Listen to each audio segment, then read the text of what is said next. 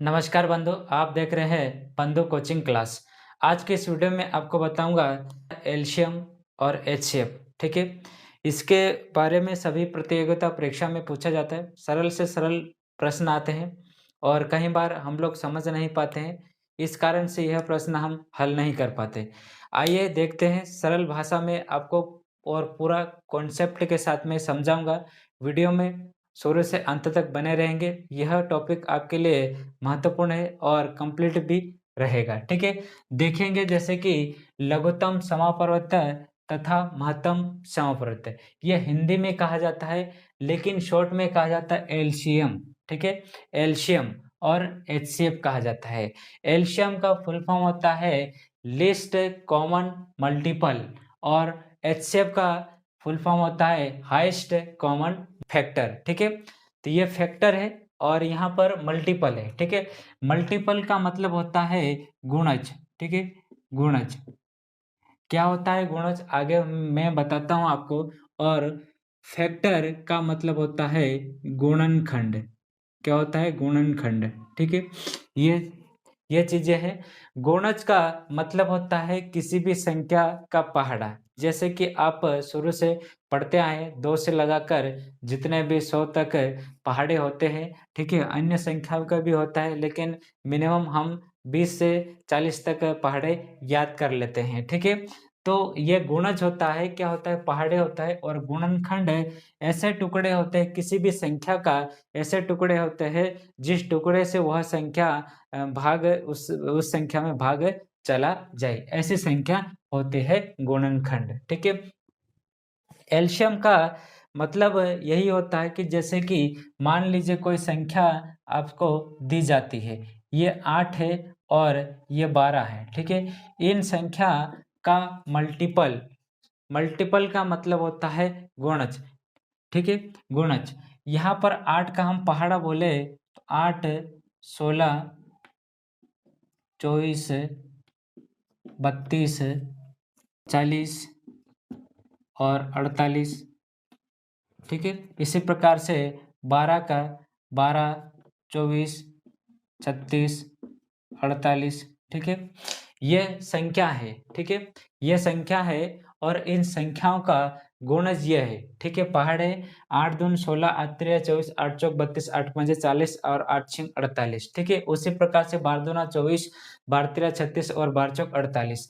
अब एलसीएम में यह देखा जाता है कि कॉमन, कॉमन का मतलब होता है एक समान। ठीक है, गुणज हमने देखा कि 8 का क्या-क्या आते हैं 8 के गुणज में, तो 8, 16, 24, 32, 40 और 48 ये संख्या आती है 8 में। उसी प्रकार से 12 में क्या-क्या आता है, तो 12 दूना 24, 12, 24 से 36 और 48 ये संख्या आती है इसमें।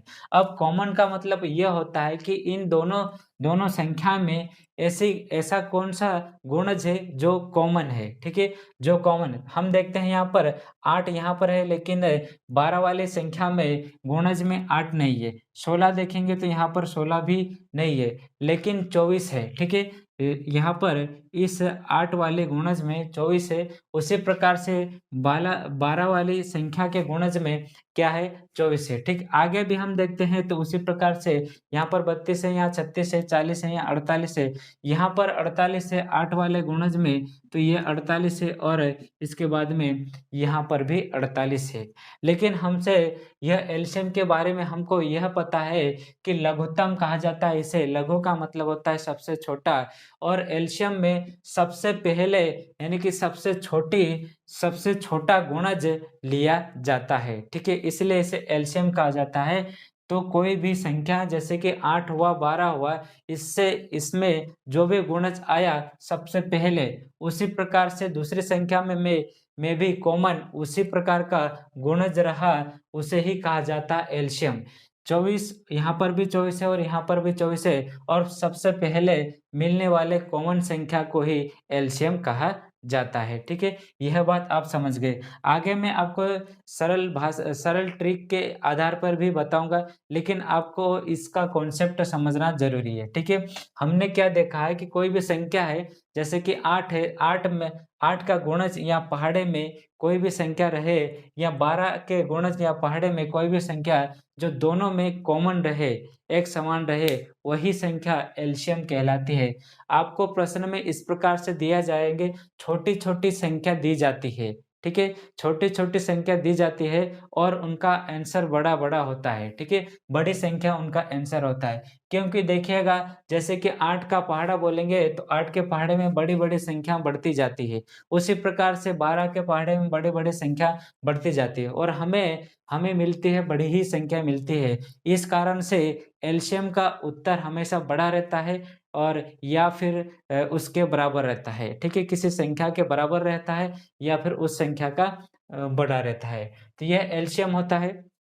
एलसीएम में आपको कुछ चीज़ें ध्यान में रखना है, ठीक है?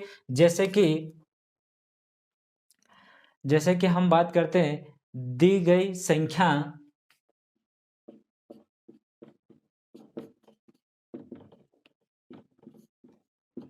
में दी गई संख्या में एलसीएम बड़ा या फिर बराबर होता है, ठीक है?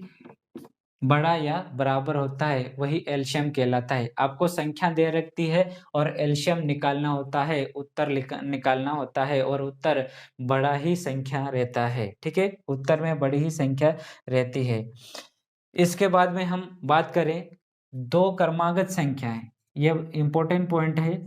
2 क्रमागत 2 अभाज्य क्रमागत सॉरी 2 क्रमागत संख्या का एलसीएम हमेशा गुणनखंड होता है। गुणनखंड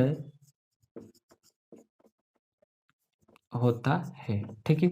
जैसे कि मान लीजिए 4 एक संख्या है,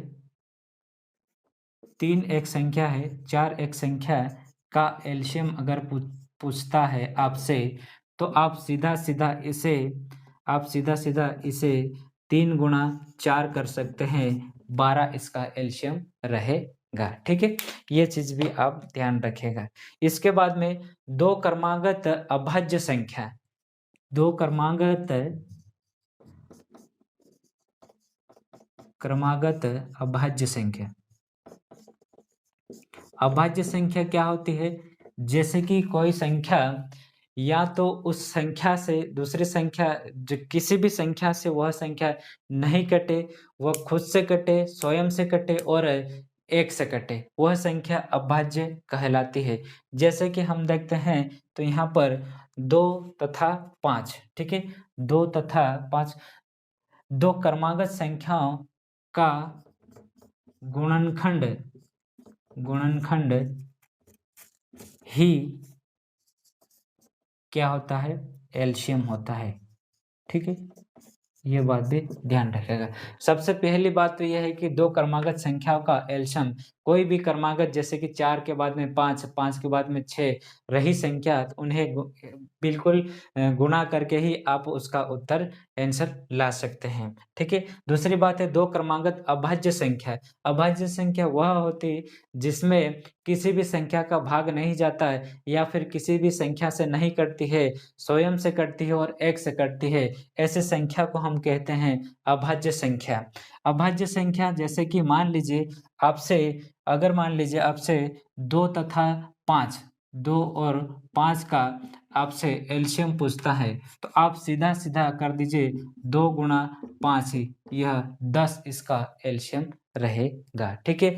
या फिर आपसे जैसे कि 11 तथा 13 का एलसीएम अगर आपसे पूछा जाता है 11 तथा 13 का एलसीएम तो आप इन्हें सीधे-सीधे गुणा कर दीजिए, इसका उत्तर 143 143 रहेगा, ठीक है?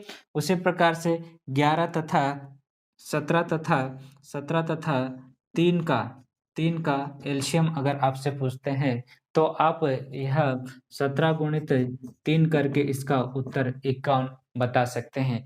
यह सिर्फ़ अभाज्य संख्या के लिए, और यहाँ पर 2 क्रमागत संख्या, कोई सी भी 2 क्रमागत संख्या रहे, उन्हें भी गुणा करके आप उसका एलसीएम बता सकते हैं। और 2 अभाज्य संख्या को भी अगर आपसे अभाज्य संख्या मिले, तो आप इस प्रकार से गुणा करके उनका डायरेक्ट आंसर बता सकते हैं, ठीक है? ये सरल पूरा कॉन्सेप्ट हो गया, आपको एलसीएम के बारे में मैंने बताया। उसके बाद में आपको इसमें एचसीएफ के बारे में बताता हूँ। इसके सबसे पहले हम एलसीएम के बारे में टोटल जानकारी प्राप्त कर ली, कौन-कौन से क्वेश्चन कैसे-कैसे आते हैं, इसके बारे में आपको अभी बता रहा हूँ, ठीक है? अभी तक आपको यह वीडियो समझ में आया तो लाइक कर दीजिए और अपने दोस्तों के साथ में शेयर करिए, और साथ ही साथ सब्सक्राइब ज़रूर करना। कैसे-कैसे प्रश्न आते हैं, उन्हें ट्रिक के माध्यम से मैं अभी इस वीडियो में आपको बता रहा हूँ।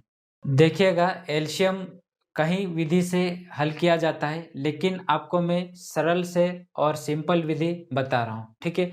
आपको क्या करना है, देखिए कई प्रकार के जैसे कि विधि का नाम बताऊँ मैं, तो गुणनखंड विधि, भाग विधि और अन्य विधि भी होती है, ठीक है? उन विधियों पे हम नहीं जाएँगे। आपको ऐसे प्रश्न किस प्रकार से पूछे जाते हैं, जैसे कि आपसे एलसीएम में अगर एलसीएम से कोई भी प्रश्न पूछता है, तो वहाँ पर कहीं भी या तो छोटी संख्या लिखी हुई होगी, या फिर न्यूनतम संख्या, या फिर कम से कम, 3 चीज़ें रहेगी। छोटी से छोटी, या न्यूनतम, या फिर कम से कम। ये चीज़ें, बस एक चीज़ आप उस प्रश्न में, आपको कैसा भी बड़ा प्रश्न दे दे, उस प्रश्न में ये चीज़ें ध्यान रखेगा। कभी-कभी तो शॉर्ट में ही प्रश्न दे दिया जाता है, जैसे कि 42-56 का एलसीएम क्या है? लेकिन कुछ प्रश्न ऐसे होते हैं घड़ी से संबंधित है, या कई प्रकार से प्रश्न पूछे जाते हैं, उसमें 3 शब्द ध्यान रखिएगा, छोटी से छोटी, या कम से कम, या न्यूनतम संख्या। इसके बारे में आप ध्यान रखिएगा, और यह चीज़ें आपको मिल गई तो आप आसानी से हल कर लेंगे और समझ भी जाएँगे कि एलसीएम क्या होता है। एलसीएम छोटे से छोटी संख्या किसी बड़ी संख्या को किसी बड़ी संख्या को काट दे, ठीक है? वह एलसीएम कहते हैं। आपके सामने छोटी-छोटी संख्या दे रखेंगे और उसका उत्तर लाना है बड़ा, ठीक है? मतलब वही मल्टीपल में रहेगी संख्या, वही जो कॉमन रहेगी, मल्टीपल कॉमन रहेगी, वही उसका एलसीएम होगा, ठीक है? हम देखते हैं जैसे कि 15-20 का एलसीएम, और ध्यान रखिएगा यह संख्या छोटी-छोटी है और इसका उत्तर बड़ा आएगा। देखिएगा 15 और 20। अब हमें यहाँ पर एक अनुमान लगाना है, ठीक है? आइडिया लगाना है कि यह संख्या किस-किस से कट रही है, ठीक है? यह संख्या किस-किस से कट रही है। अगर पूरी-पूरी कट जाती है, तो हम उसी प्रकार से इसका उत्तर लाएँगे। जैसे कि मान लीजिए यह संख्या 15 और 20 किसी एक संख्या से कटती है। मान लीजिए यह 5 से कटती है, ठीक है? 5 से कटती है तो कितनी बार 5 तिरिया 15, 3 बार कटी, ठीक है? और यह 5 चौक 20, 4 बार कटी, ठीक है? दोनों की दोनों संख्याएँ यह कट गई। वैसे तो आपको इस प्रकार से यहाँ पर ऐसे 15 और 20 का लघुत्तम लेंगे, और उन संख्याओं को हम काटेंगे, और यह समय अधिक लगेगा। आपको इतना आइडिया लगाना है कि यह कोई-सी भी एक संख्या से दोनों संख्या कट रही क्या? तो हाँ, 5 से यह संख्या कट रही है। 5 तिरिया 15 और 5 चौक 20 संख्या कट रही है, ठीक है? अब इसको क्या करना है, यह आगे नहीं कट रही, अब आगे कटती है। एक ही संख्या से अगर यह संख्या आगे और कटती है, तो हमें और आगे काट सकते थे। लेकिन एक संख्या से नहीं कट रही यह संख्या, इसलिए हमें इसे गुणा कर लेते हैं, ठीक है? हम इसके गुणा कर लेते हैं, ठीक है?